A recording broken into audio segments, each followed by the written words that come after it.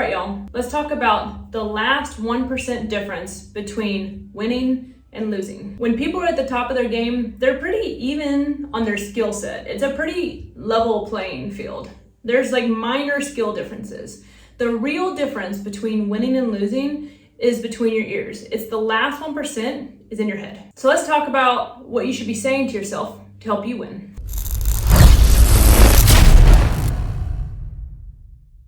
Hey, my name is Laurel. On this channel, we talk about skills and strategies that you need to help you get your head in the game. Okay, so listen, self-talk skills or self-talk strategies are the most underrated strategy in performance. I say that because literally anyone can work on self-talk strategies. It doesn't matter how tall you are, how strong you are.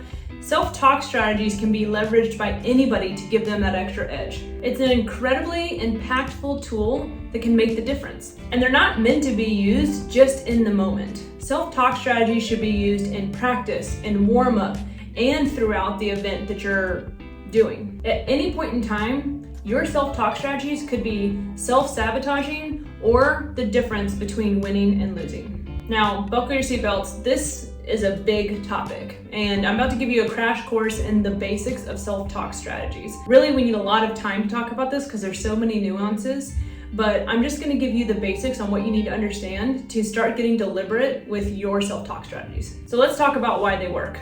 Your brain really loves direction. Whatever you tell yourself to do, your body's gonna try and follow to the best of its ability. This is why cues from your coach or internally can be so effective in helping you find success. Cues tell your body what you want it to do. Now, I know that sounds really basic, but my point is that I want you to be more deliberate with your self-talk strategies so that you can increase your chances of success and being more consistent in your performances. Let's look at some examples of self-talk strategies, and I'm gonna use myself and deadlifting as an example. So let's say I'm about to deadlift and I tell myself to round my back. If I say that, which is, by the way, a terrible cue, but if I say that, I'm going to likely round my back. But conversely, if I also tell myself, don't round your back, the chances that I'm gonna round my back are still high because I'm telling my body what to avoid. I'm not telling it what I want it to do. So I may not actually round my back in that circumstance, but I might do some weird, funny thing that I'm not really supposed to be doing in a deadlift because I'm not telling my body what I want. So the point is your self-talk and your cues should be telling yourself what you want and keeping you in the present moment. This leads to my first point. Let's talk about the do's and don'ts of self-talk. What I do want you to do is I want you to be super specific in what you're asking yourself to do. But I also want the cues to be short. I want you to pre-plan them and make them action-oriented. What I don't want you to do is tell yourself not to do something. Don't let your thoughts be judgy, and don't let them be focused on the past or the future or the consequences of your performance, your skill, whatever you're doing. The reason is all of those things don't help you stay in the present moment, nor do they help you actually achieve what you're trying to achieve in the moment. We need to keep you present focused, because remember, at the end of the day, your self-talk strategies are meant to help you succeed. So let's give you the best chance to do that. Some examples of the don't side of the cues would be, don't round your back, don't miss, don't suck at this, I hope nobody's watching me, I'm going to be pissed if I fail. All of those are centered on other people, they're centered on consequences, they're centered on the past or the future. Maybe you've missed the weight before, so you're thinking about the fact that you missed the weight before. We don't want any of that. It's not gonna help you increase your chances of success. Better cues to help you succeed or help me succeed in this situation would be to tell myself to have a flat back, shins vertical, chest up. Sometimes that helps people. Or you could say things like, this weight will go up. Or my personal favorite, the one that I use most often, is that I tell myself I'm a badass. It's a really good one. I'm not sure if I could say on YouTube. Either way, these are action-oriented cues. I'm telling myself what I want to have happen, the way I want to be in my form, or what I want to happen with the weight. This is going to increase my likelihood of success if I've trained properly. Which leads me to point number 2, really, in terms of whether I'm telling myself what I want or trying to motivate myself to do it. There's 2 types of cues. They can be motivational cues or instructional cues. Motivational cues are the ones that you use when you're already an expert at the performance, it's something familiar to you, and you're just trying to pump yourself up to have success in that movement. Now, to be super clear here, there's a distinction between motivational self-cues and positive self-cues. I don't necessarily think you need to be positive. I don't want you to think rainbows and unicorns. I understand that there's a place for shit talking. Some people are motivated by that. So the point I want you to focus on are effective self-cues that motivate you to do what you need to do.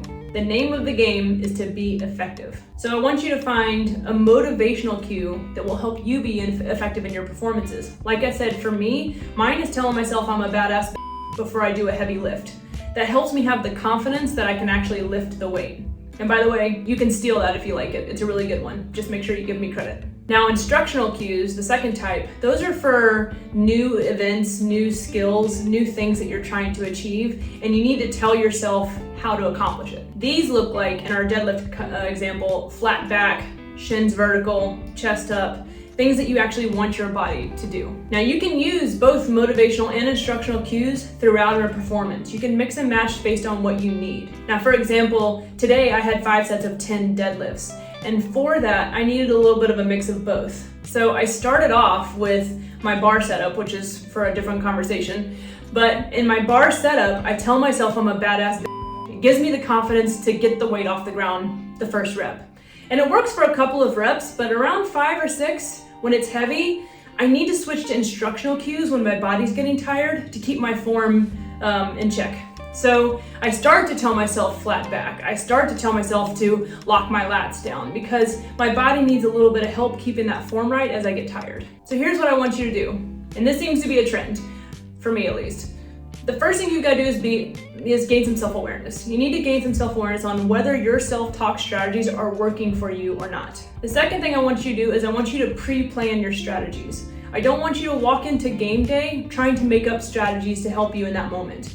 You need to practice these strategies before the event starts, just like you prime your muscles and prime yourself to get ready. You don't walk into like a deadlift competition and not have deadlifted recently in order to be able to have success. You prime your body, you practice so that you're ready to go on game day. Do the same with your mind. Have those cues pre-planned. That also gives you an opportunity to change them if they're not working for you and you need to try something else. And that leads me to number 3. After you pre-plan them, start practicing them.